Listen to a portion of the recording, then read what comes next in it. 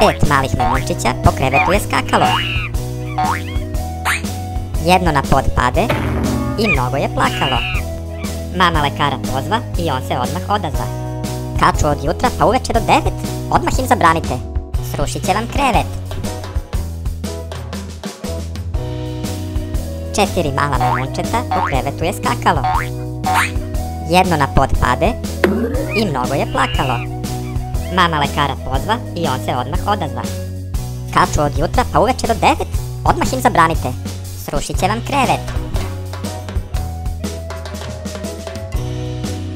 3 mala majmunčeta po krevetu je skakalo.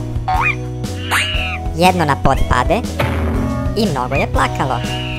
Mama lekara pozva i on se odmah odazva. Kaču od jutra pa uveče do 9, odmah im zabranite, srušit će vam krevet. 2 mala majmunčeta po krevetu je skakalo.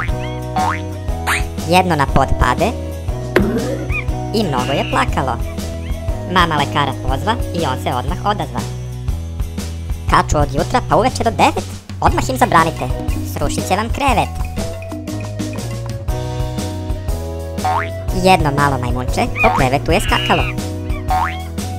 I ono na pod pade i mnogo je plakalo. Mama lekara pozva i on se odmah odazva. Kaču od jutra pa uveče do 9, odmah im zabranite, srušit će vam krevet.